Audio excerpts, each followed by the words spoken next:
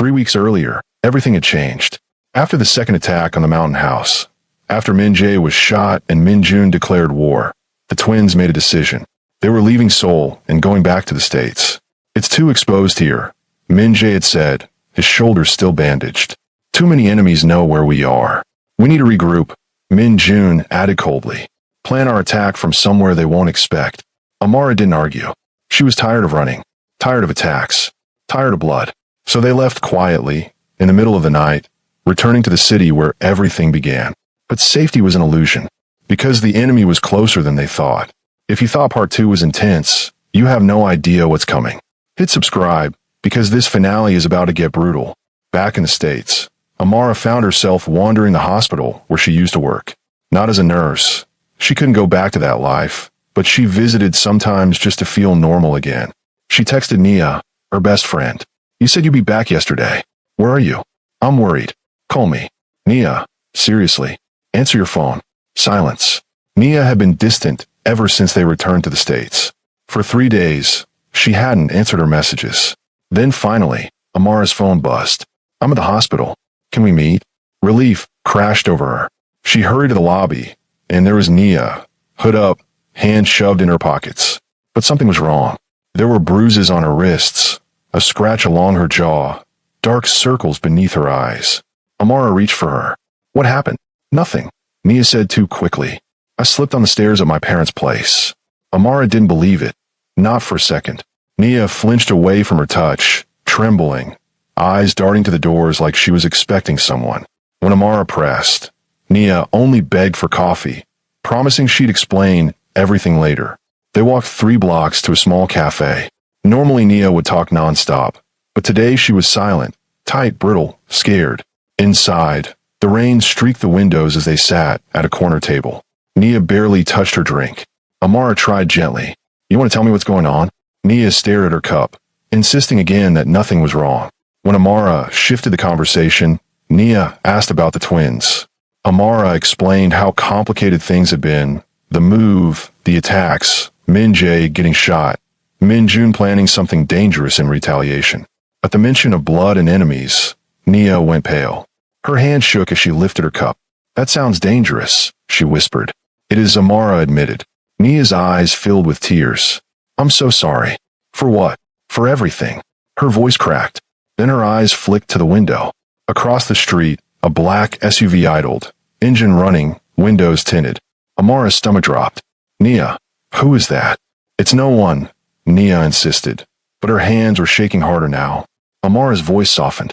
What did you do? Nia crumbled. I'm so sorry, she choked out. The cafe door opened. 3 masked men rushed inside, heading straight for their table. Amara froze. Nia, I'm sorry, Nia screamed. I didn't have a choice. Hands grabbed Amara from behind. She fought desperately, kicking, twisting, but the men overpowered her. Her scream echoed as they dragged her through the cafe, while Nia sat sobbing, watching her best friend being taken. They threw Amara into the SUV. Duct tape forced over her mouth. Zip ties cut in her wrists. She thrashed until one of the men struck her, leaving a metallic taste of blood on her tongue. Through the rain-blurred window, she saw Nia still inside, face buried in her hands. Betrayal hurt worse than the blow. Back at the penthouse, Min Jae checked his phone. She should have been back by now. Min Jun brushed it off at first, but as the hours passed and Amara still hadn't returned, Min Jae's worry turned sharp. Calls went to voicemail. Texts went unanswered. Even Nia didn't pick up. Min Jun stood abruptly, tension snapping through him. Something's wrong. They moved fast, pulling up tracking data. The last location, the cafe. Get the car, Min Jun ordered. We're finding her. Amara woke on cold concrete. Her head pounded, her wrists burned. Harsh lights swung overhead. She was in a massive, empty warehouse. A man stood in front of her, older, expensively dressed, a scar across his cheek. He crouched to her level, smiling with a predator's calm. Welcome, Miss Hayes. She glared at him. I'm the man your boyfriends have been trying to kill, he said softly. And you're going to help me kill them first. She spat at him. He wiped his face and struck her across the cheek, sending stars across her vision. When he stepped aside, Amara saw someone curled against the far wall. Nia. Her knees hugged her chest, face streaked with tears. Their eyes met. Nia mouthed two trembling words. I'm sorry. The cafe was empty when the twins arrived. Overturned chairs. Spilled coffee. Amara's purse lying abandoned on the floor. Min-jae picked it up with shaking hands, finding her phone, wallet, and keys still inside.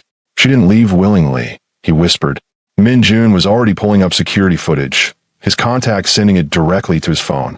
They watched silently, Amara and Nia talking at a table. Then three masked men storming in. The struggle. Amara screaming, fighting, being dragged away. And Nia just sat there, watching, not moving. Min-jae's face drained of color. No. Min-jun's jaw clenched. That bitch. She betrayed her. Min-jae breathed. Her own best friend. She betrayed us, Min-jun said coldly. She led Amara into a trap. The question of why didn't matter. Only one thing did. They would find Amara, and Nia would regret ever being born. Back in the warehouse, Nia couldn't stop crying. Amara glared at her from across the room, her wrists still bound, her voice hoarse. What? Nia flinched. I didn't have a choice. There's always a choice. No, you don't understand. Nia's voice cracked. They came to my parents' house. They tortured me. They said if I didn't bring you to them, they'd kill my entire family. Amara's chest tightened. They show me pictures. Nia sobbed. My mom, my dad, my little brother. They had guns to their heads. All I had to do was get you alone, just once, and they let them go. So you sold me out. I didn't want to. Nia screamed. You're my best friend. I love you. But what was I supposed to do? You were supposed to tell me. Amara shouted. The twins could have protected you. Protected me? Nia let out a bitter laugh. They can't even protect you. You've been attacked how many times? And you think they could have stopped this? Amara had no answer. Because Nia was right. I'm sorry, Nia whispered. I'm so sorry. But I had to save my family. By sacrificing me. Nia looked away just as the Mafia boss walked back in. He smirked at the sight of them. How touching, he mocked. He crouched in front of Amara. Your boyfriends will come for you.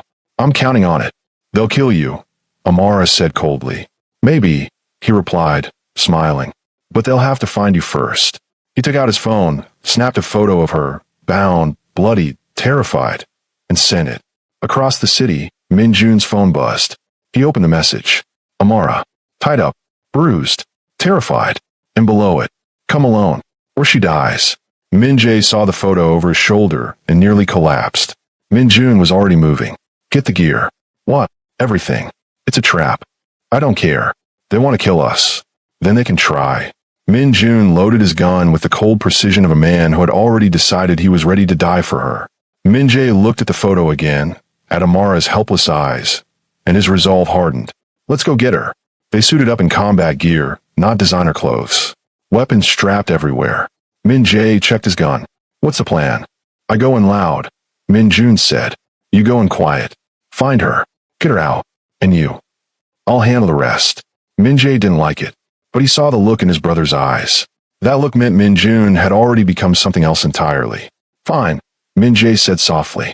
But we all come out alive. Min-jun didn't answer. In the warehouse, the Mafia boss circled Amara like a predator. What do they see in you? He mused. You're just a nurse. Ordinary. Why risk everything for you? Because I make them human, she said. He laughed. The Kim twins? Human? They're animals. They're more human than you'll ever be. His smile vanished. He grabbed her jaw. You think they're coming? You think they'll save you? I know they will. Then you're more naive than I thought. He slapped her again. Hard.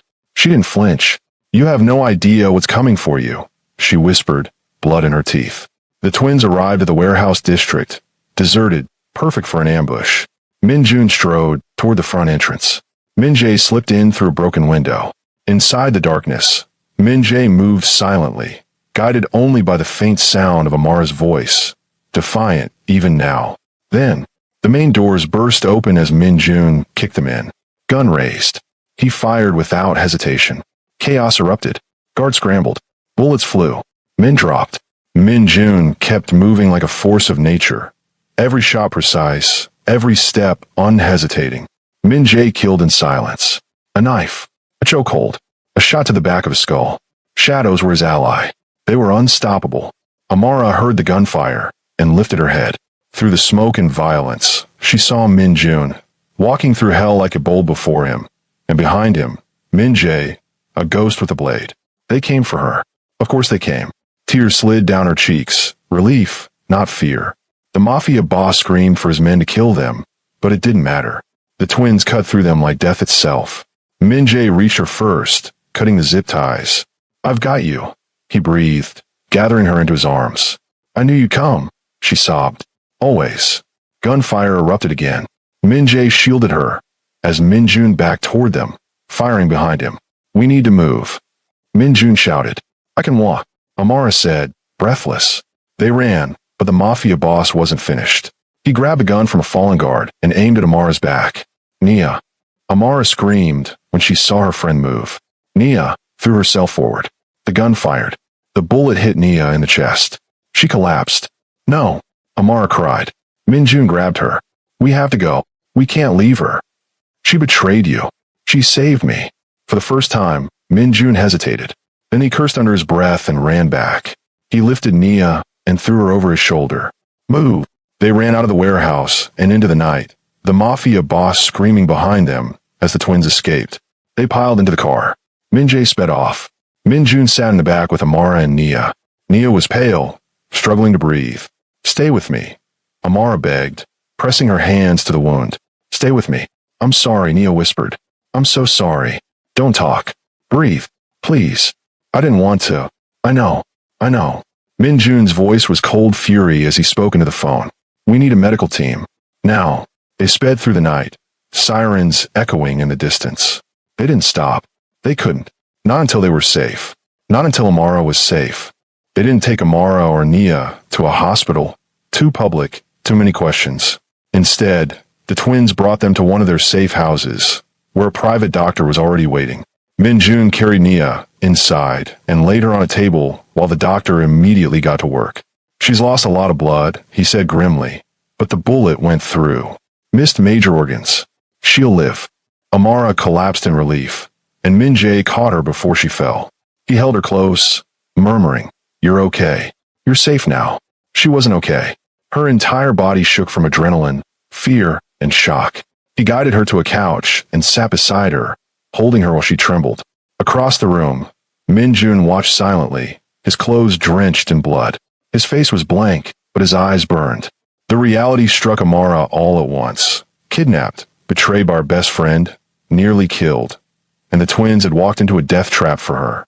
She whispered an apology, her voice cracking. Min-jae cupped her face gently, telling her it wasn't her fault, but she argued through tears. Nia had been threatened. Her family had been in danger. She hadn't meant to betray her. Min-jun cut in coldly, saying he didn't care. Amara defended Nia anyway, insisting Nia save her life, insisting fear made people do terrible things. When she asked Min-jun what he would have done if his brother were threatened, he had no answer.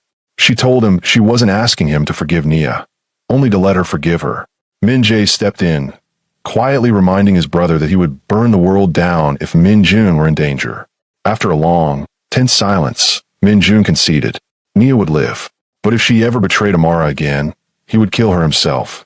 An hour later, Nia woke in pain and confusion. She saw Amara sitting beside the bed and immediately burst into tears, apologizing over and over. Amara held her hand and told her the truth. Forgiveness would take time. What she did hurt deeply, but she understood why she did it. Nia cried harder, explaining that the men had threatened her family, that she never wanted to hurt Amara. When she asked if their friendship could survive, Amara took a breath and explained that things had changed. The twins were her life now, both of them, and if Nia couldn't accept that, they couldn't be friends. Nia nodded, promising that she accepted it, saying she just wanted Amara to be happy, even if the danger terrified her. Amara told her the danger was exactly why she needed the twins. Later that night, Min-jae found Min-jun on the balcony, smoking, something he only did when stressed. Min-jun admitted they had almost lost Amara, and that luck had saved them. He insisted the situation needed to end permanently. The Mafia boss had escaped. He would come after her again. Min-jun wanted to strike first and kill him. Min-jae asked when, and Min-jun answered, soon. Amara would stay in the safe house until then, whether she liked it or not. Min-jae recognized the obsession burning in his brother's eyes. Min-jun didn't deny it. He loved her, and Min-jae quietly admitted he did too. Min Jun promised he would do anything to keep her safe, even if it meant starting a war. Amara approached the balcony, having overheard enough to understand what they were planning. She told them she was coming with them. Both refused instantly, but she didn't back down. She wasn't going to sit in hiding while they risked everything. They argued it was too dangerous, that she was a target, that they'd be too distracted protecting her. She cut through all of it with one sentence. Then, teach me to protect myself. The twins stared at her. Min Jun was the first to cave, saying he would train her if she followed his rules without argument. She agreed immediately. Min Jae hesitated, but ultimately supported her. She couldn't stay helpless forever. At dawn, Min Jun woke her for training. Exhausted, she dragged herself out of bed and followed them to their private shooting range. Min Jun handed her a gun and taught her how to hold it, aim it, breathe through the tension. Her first shots missed. So did the next few. But after repeated tries, she finally hit the target. He made her shoot again and again until her arms trembled. Min Jae then took over, teaching her defensive techniques, how to block, escape, use her size and speed. By the end, she was sweaty, sore, and exhausted, but undeniably stronger. That night, she was too sore to move. Min Jae ran her a warm bath and helped her into the steaming water. The heat eased her aching muscles, and he sat on the edge of the tub, telling her she did well. She joked that she felt like she'd been hit by a truck, and he laughed softly. He tucked a wet braid behind her ear, and she thanked him for everything, saving her, teaching her, staying by her side. His voice deepened as he asked if she truly understood how much she meant to them. She looked at him, really looked, and admitted she was starting to. He leaned in and kissed her, soft, warm, slow. The door opened. Min Jun walked inside, dark amusement in his voice as he asked whether they had started without him. Min Jae pulled back, insisting she was exhausted. Min Jun knelt beside the tub, observing her sore body and tired glare. She muttered that Min Jun was a slave driver. He simply replied that she needed to be ready. For what? She asked. His gaze held hers, cold and honest. For war. Dawn broke blood red over the compound as Amara checked her gun one last time. A Glock 19, 15 rounds, 2 spare magazines. Her hands no longer trembled. Min Jun crouched beside her behind the SUV. Remember, stay behind cover. Conserve ammo. And if I say move, you move. I know. I'm serious, Amara. She turned to him. I know. I can do this. He searched her eyes before finally nodding. Min Jae's voice crackled over the radio, announcing Team 1 was in position. Another voice confirmed Team 2 was ready. Min Jun spoke into his radio. On my mark. 3, 2, 1 mark. Explosions tore through the north side of the compound, flames and alarms erupting instantly. Guards rushed toward the chaos. Now, Min Jun hissed. They moved, fast, low, silent, 10 men at their backs, all heavily armed. They cut through the south fence and slipped inside. They were only 20 feet from the building when a guard spotted them. He raised his weapon, but Amara fired first. 2 shots, center mass. The guard dropped. Her first kill. She felt no guilt, no horror, only cold focus. Good shot, Min Jun murmured before they moved again. More guards appeared. The twins' men engaged them, muzzle flashes lighting the dark. When 3 guards rushed the left side, Amara pivoted and dropped one while Min Jun took the other 2. They sprinted to the building entrance where a guard burst through the door. Min Jae's knife was in his throat before he could scream. Inside, chaos met them. Alarms, flashing red lights, guards everywhere. Min Jun moved with ghost-like precision, every shot deliberate. A guard rounded a corner, and Amara fired twice, dropping him. As she reloaded, Min Jae covered her, killing 2 more. They pushed forward into a narrowing hallway, where more guards funneled in. Grenade! Min Jun shouted, throwing one before they ducked behind a doorway. The explosion rocked the building. When they emerged, bodies littered the hall, but more guards were already coming. They reached the stairwell and climbed, 2nd floor, 3rd, 4th. Bullets tore through the air as guards ambushed them. Amara dropped to the stairs, firing a headshot at a guard reloading. Min Jun fought with ruthless efficiency, knife and gun in hand, killing anyone who got close.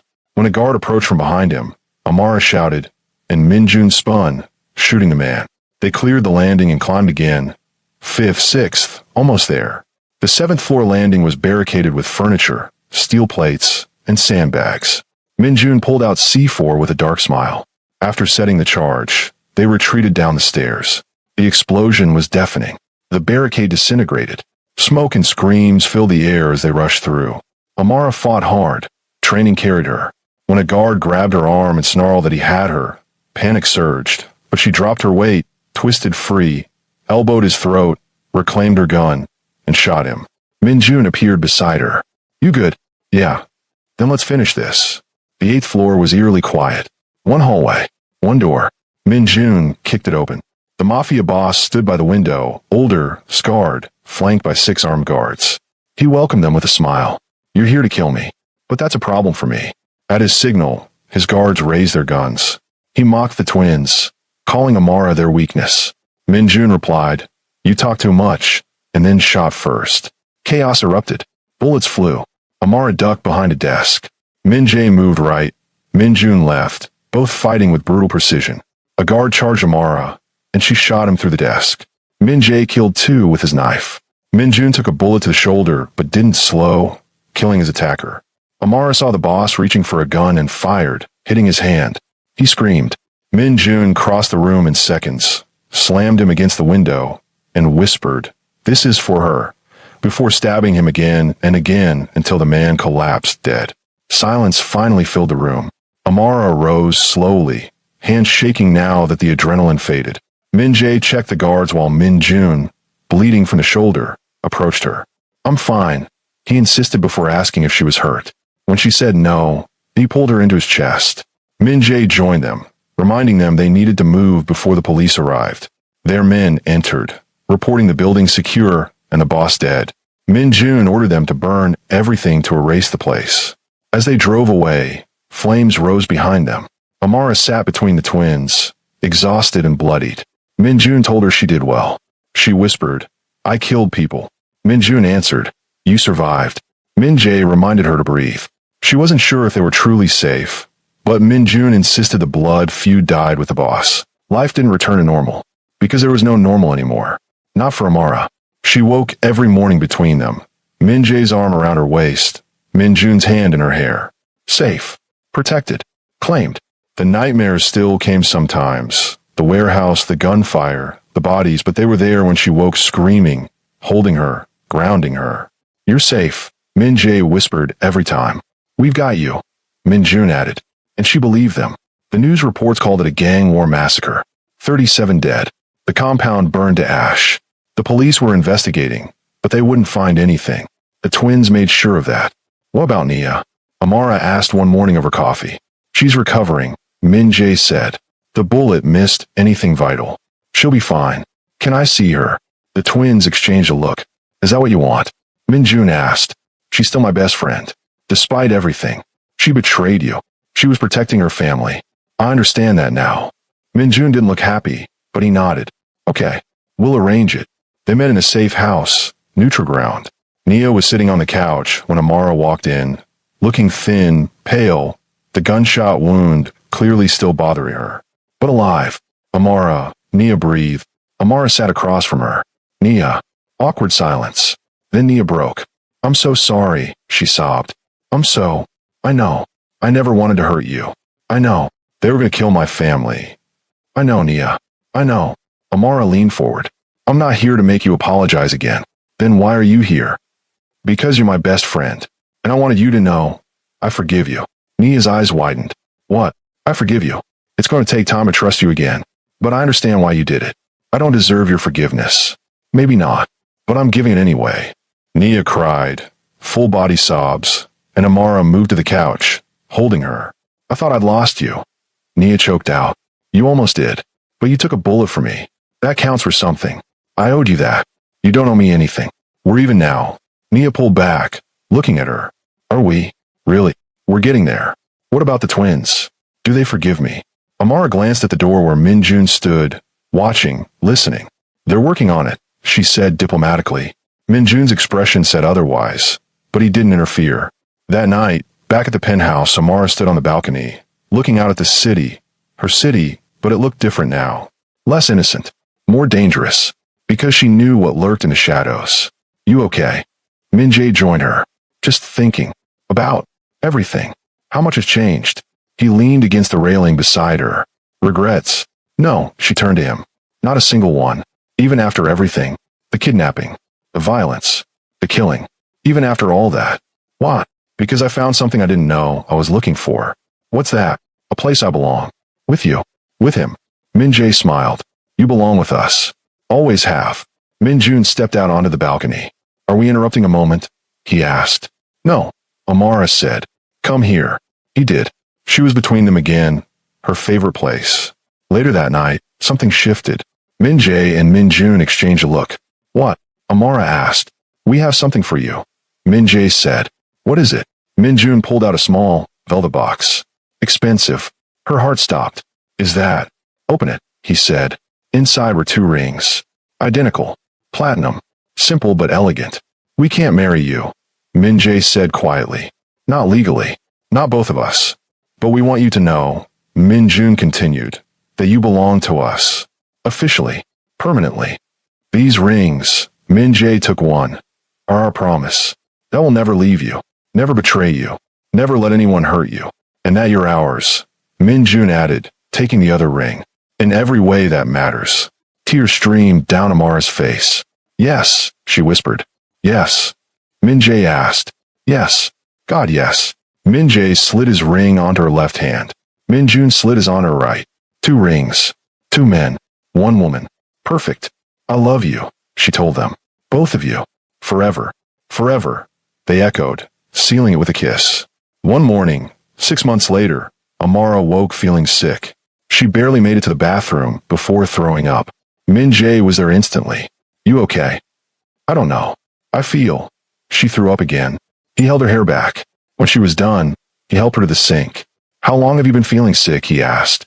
A few days. I thought it was just stress. Or he stopped. Or what? His eyes widened. Amara, when was your last period? She froze and counted back. Oh my God, we need to get a test. Now. Now. 20 minutes later, she stared at the pregnancy test. 2 pink lines. Positive. Her hand shook. Amara. Min Jae called from outside. She opened the door and showed him the test. He stared at it. Then at her. You're pregnant. Apparently.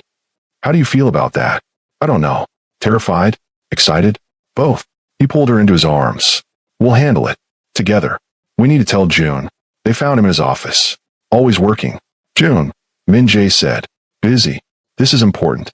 He looked up, saw Amara's face, and stood. Walked to her. You're pregnant. Yes. How do you feel? Scared. Good. So am I. You are. Terrified. But he smiled. But we'll figure it out. Which one of you? She stopped. Does it matter? Min Jae asked. She thought about it. No. It doesn't. Then it's ours, Min Jun said. All of ours.